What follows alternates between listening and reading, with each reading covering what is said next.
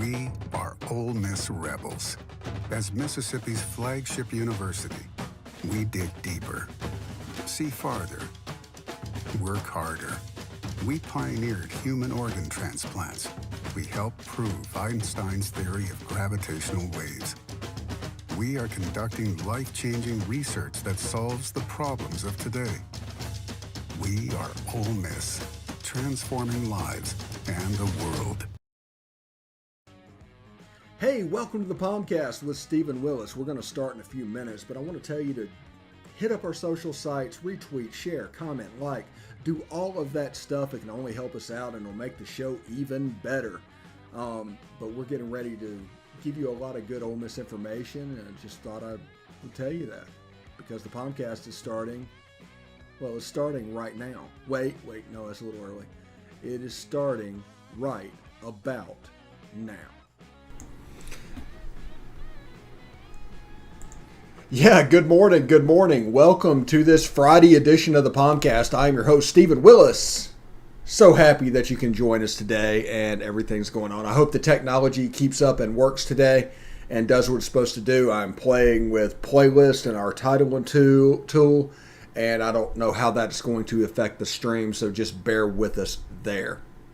Now, I do want to tell you before we get started real quick about Travel and Cruise World. The number is 1-800-330-7461. Again, that number is 1-800-330-7461. Let me tell you what I was trying to do here. Basically, everybody needs a vacation right now. We're 18 months into this thing, and everybody needs to get away. So, in doing so, you can go to Travel and Cruise World, and they can tell you all about the attractions down here, the Disney, the Universal, the beaches, the other attractions on all the Florida stuff, the Cape Canaveral stuff, whatever you want to do, the cruise ships, they can help you out because they are on the field. They are a local and can follow it real time.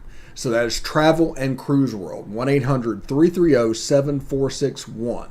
Remember, they do not get paid by you. They can offer you basically the same price that is available online. They get paid by the parks. So use them as a resource. TravelandCruiseWorld.com. So I'm very excited today. We're going to do a little bit of press conference things, talk about the highlights from yesterday, and we're going to talk about the tight end and the linebacker position.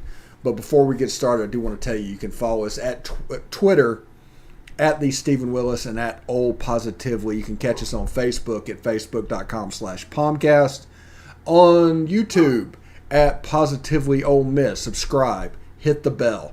You'll not only know that we're streaming, you'll know what we're streaming about. Also, you can catch us on Twitch at Positively Ole Miss. If you can hear Archie in the background, I apologize for that. He is going a little bit crazy at the moment. I guess the FedEx guy might be here. I don't know.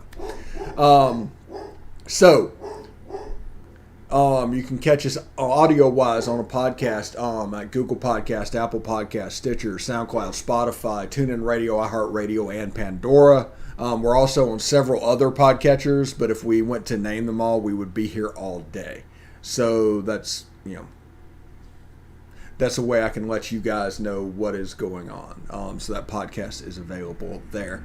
We are working on integrating a Twitter stream into our shows. You'll see it today.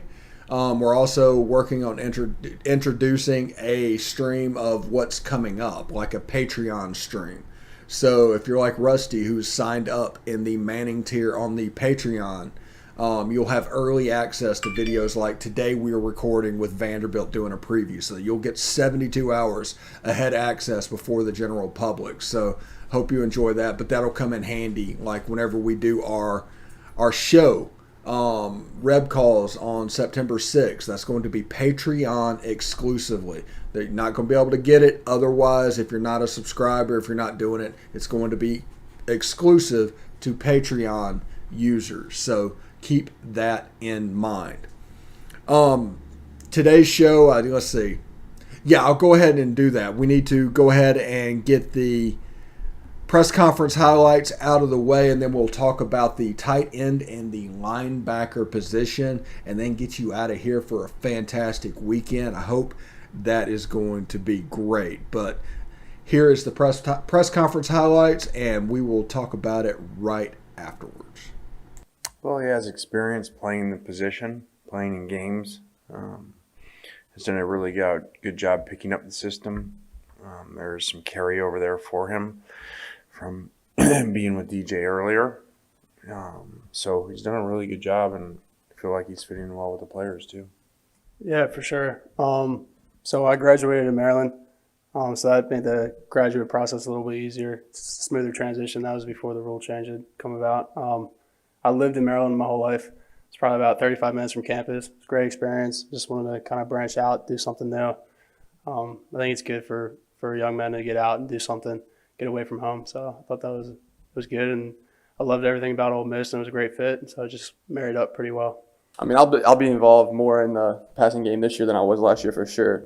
But I mean, it's going to be an equal role, I think, but more passing than I did last year. You know, lately in practice, the defense has, since the weekend, has done a good job the last two practices. So that's good. Had more turnovers, getting more balls out, and limiting explosive plays. So that's been good to see. That drive was a little bit longer than I thought. So I put all my stuff in the car. It was a little bit over 14 hours. So it was kind of funny. The further I drove south, the hotter it got. So that was new. But yeah, that was like it was a pretty smooth change. And I was really fortunate, and everybody here did a really good job just kind of acclimating me. And the people are super welcoming here. So it wasn't really too much that was difficult. You know, I dealt with injuries over there, and it was, it just wasn't the right place for me. I was in a bad spot mentally, and it just felt like I had to, get out of there and come back home where I always felt I should have been. And, coming here, it's like when I got here, it's nothing changed. Like I'm back home. I felt comfortable, and everything was great. I think a big difference. I don't want to, rat poison him, but he's done a great job from a leadership standpoint, from an offensive standpoint, and the guy's accuracy is, was was almost, I think I said, insane today. Some of the throws that were made, and it was at one point like a video game where you just there's not inaccurate throws. He just throws it to the guy because you hit the button. So good to see. I got to continue to develop and do it on game days. Yeah, that was really important. I knew Coach Durkin obviously from the recruiting process in Maryland, and then the short time that I had with him. And then when I entered the portal and found out that this would be an opportunity, that was it was comforting again, leaving home, having a familiar face.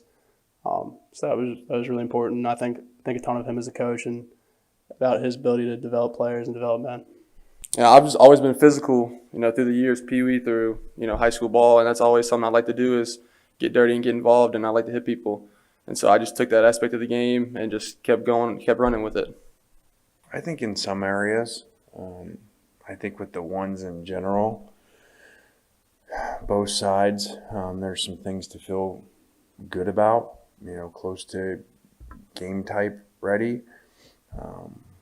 But both sides, there's very little depth that I would feel good about today if we were playing a game.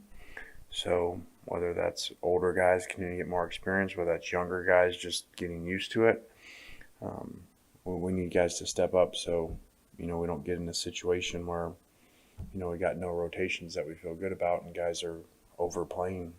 They don't do everything. They just do a limited package, and both of them have a good skill set to do that. And so we feel good about their development, and I think a lot of that had to do with the spring ball and being around them more where we can, look at some things that, does not regress their learning of day one stuff of playing running back.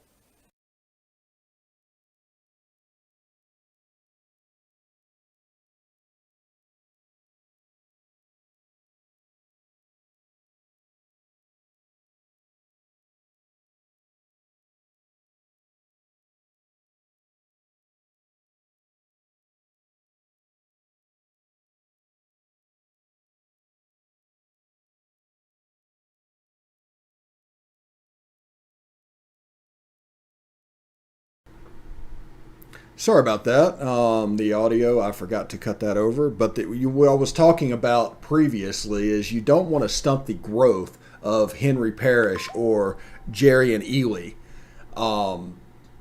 based off of what they're doing currently. If you want them to do extra stuff, it needs to be packaged. It should be put together.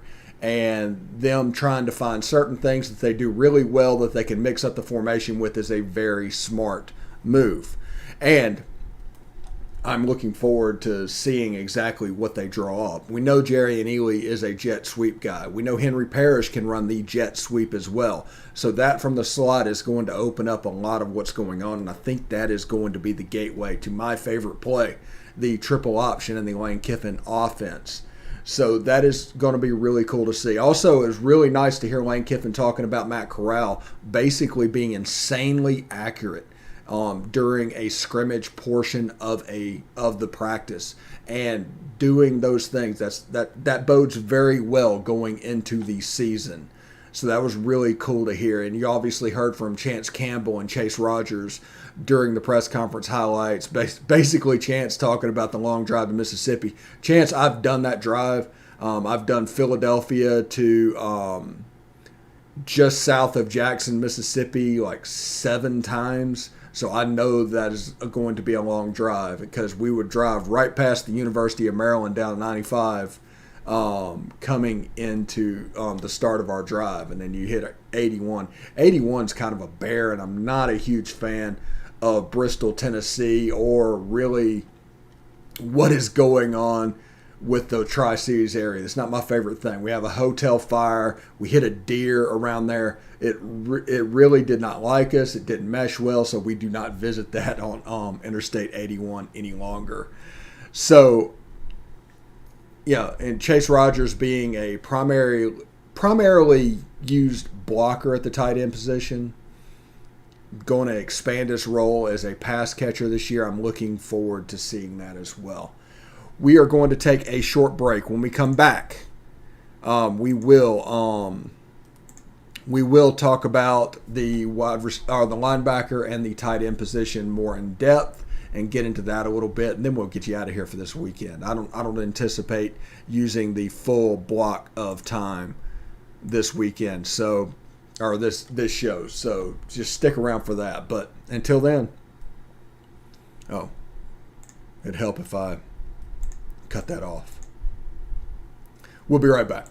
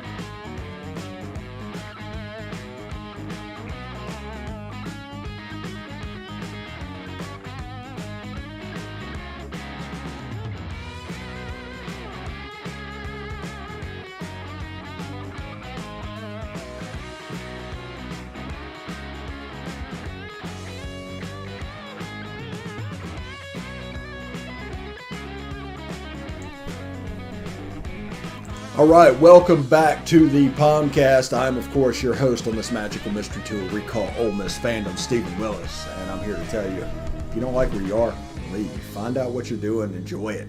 The whole purpose of this is for us to have fun. It's not any purpose for us to be miserable at all. If you are miserable following Ole Miss, you are allowing yourself to be miserable. Go enjoy it. I've enjoyed it for 40 years through ups and downs. In 2011, I enjoyed it. And so just take that into account. Don't listen to the advice of other people and just have fun. Have a good time doing that. So we're going to talk about the tight end in the linebacker position. We'll start with the tight end position. Chad Kelly is coming off an ACL tear that he injured snowboarding way back in January, right after the Outback Bowl. After he had that breakout performance, he tore his ACL snowboarding. So that slowed him down. So there was no spring practice. So what that did is allowed people like Hudson Wolf and Chase Rogers to elevate their games and to really see what is going on, to understand massive reps. Chase Rogers said he improved his ball skills. He's always been a good blocker, but I can see where he would be used in the pass game. Hudson Wolf is a prototypical guy. He would be the starter if he was a junior because he has that level of talent. He just needs the experience, the development to catch up. I expect to see a lot of Hudson Wolf this year. Against Louisville, he might be the first guy that gets run out. It depends on how he does. But he got to see spring practice, although I think he was relatively limited because of a back injury that he had during high school, and they're going to make sure he was okay. But they've done that, and he is as healthy as he's been in 2 or 3 years at this point. So they are full go with that kid, and to get him ready for Louisville, and you have Chase Rogers, and you would be able to notice that they didn't recruit anybody in the transfer portal. That must mean that things are going along pretty well. Things are going along, and you're happy with what you got. Is there a way to get better? Maybe. But they're happy standing pat with where they are. And the other side of the middle of the field, the slot guys, the John Rice Plumlee, Ja'Cour Pearson, J.J. Henry area. On the outside, you have Braylon Sanders, you have Braylon Brown, you have Jonathan Mingo, you have Brandon Buckhalter, Dontario Drummond. All those guys on the outside that's going to open up and make a little bit of space in the middle. So I'm looking forward to see players like Chase Rogers in the pass game more pronounced. Like I said, he's done a good job running the ball, blocking for the run game. But also with this run offense with Jerry and Ely, with Henry Parrish, with Snoop Connor, I could see us being a pretty solid run team as well. So a guy like Chase Rogers could fit that bill with what he's doing. So pay attention to what that is with that. Hudson Wolf, also his development as well. I think those two are the two names to watch this season. I think Casey Kelly is going to come back and after his breakout game, but it's going to be a little bit of slow to build back up. An ACL is an 18-month injury. It still is. Now, it's not like it was back in 1983 when you tore your ACL. Now it's better, but it's still an 18-month injury, and you might be structurally fine after 6 months. So he might come back and be full go on the team in 6 months. He's not going to be back to where he wants to be for another year until next football season. That's just the way it works. It's worked with everybody. Even Nick Chubb, as good as he is and as good as he was not the Nick Chubb that we were familiar with before the injury. It takes a little bit of time. It takes a little bit of wear and tear.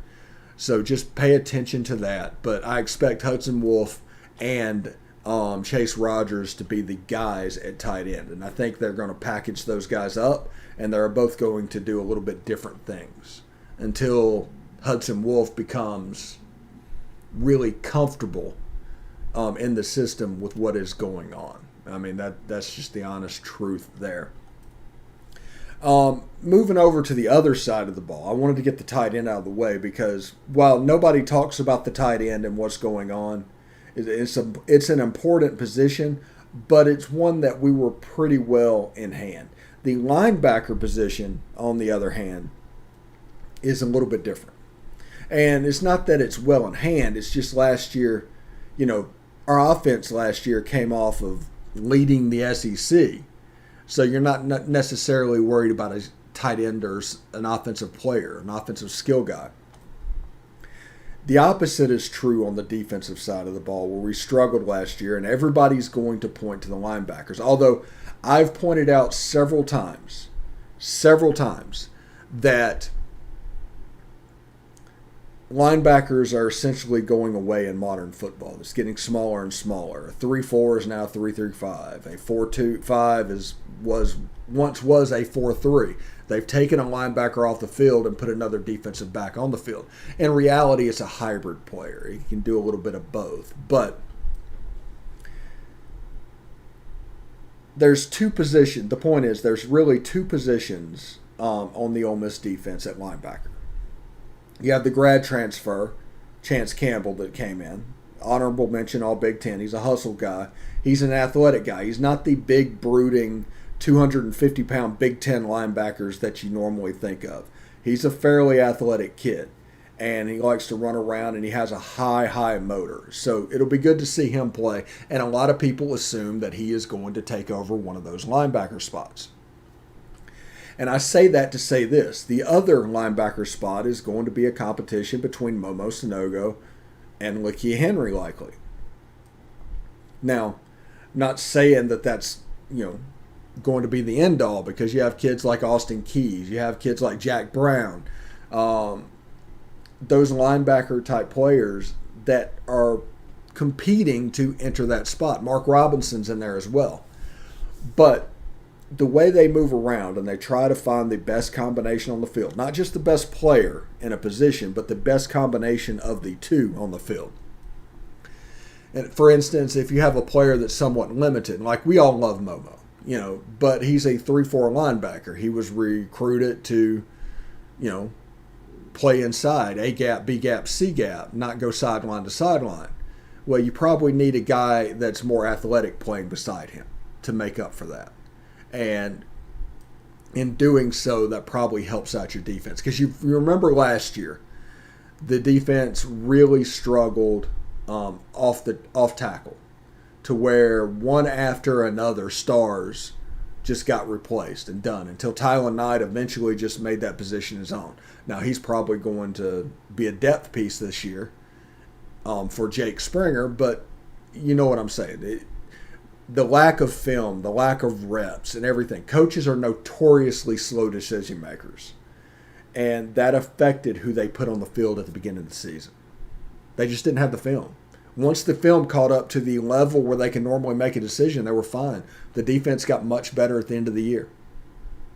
So just understand what is going on in the linebacker position. I expect the linebacker position to take a jump. And Momo and Lakia Henry and Chance Campbell are all really good players. I expect somebody like Austin Keys to pop up to basically become a 2-deep at each position, because remember, what we want on defense is a 2-deep at every position, basically 22 starters. Right now we're at about 13 or 14 where we feel comfortable, but we need to build up that depth, build up that experience to where if we put them in the game, we're not worried about what's going on. But early in the season, during Louisville, there's going to be mistakes made, people going out there. There's going to be people that demand more playing time after their performance against Louisville, and there's going to be people that demand less playing time after the game against Louisville. Against Austin Peay, the same thing. There's probably a 3-game stretch where you're going to be allowed to do this. Get ready for Alabama. To get the defense where you want it to be before Alabama, it is going to require those 3 games. And that is going to require, get ready for this. Everybody needs to understand this. We're going to play a lot of players against Louisville, against Austin Peay, against Tulane. And that is to find the best 22 for the defense moving forward. I'm expecting 28-ish players to actually play against Louisville, Austin Peay, and Tulane. So pay attention to that. A kid like Austin Keys could move up.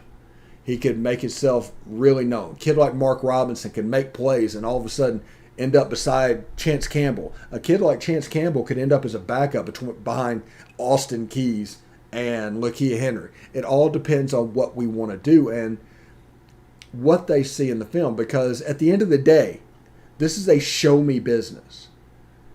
All the talent in the world, what I think the famous coach saying is, your potential is going to get me fired. And that's absolutely a legit thing. This is a show-me business. So what they do on the field against Louisville is going to be 70% of the decision-making going into Austin Peay. The practice field helps, but, when the lights aren't on, you want to see what happens when the lights on, when you're actually doing, because this is about games. This isn't like Allen Iverson said, about practice. This is about practice, man. No, this is about the game. And people that perform during that 60 minutes when the lights come on in front of those people are going to be the one that move this team forward. There's always a regression in the first game because you've heard the saying over and over, the most improvement is made between game 1 and game 2. Why is that? Because players that are practice players get removed, that don't perform in the game, and the gamers show up on the field and making plays. So I'm really excited about the linebacker and tight end position. They get overlooked because everybody wants to talk about the D-line, everybody wants to talk about the DBs, everybody wants to talk about the wide receivers and running backs. But those are two skill groups that get overlooked. And I'm excited about what they can be, both groups. Now, the linebackers, I'm not counting the outside backers like Sam Williams and Jack Brown and those guys, because those are really the Buck players are hybrids. They're defensive ends in a 4-3. They're outside linebackers in a 3-4.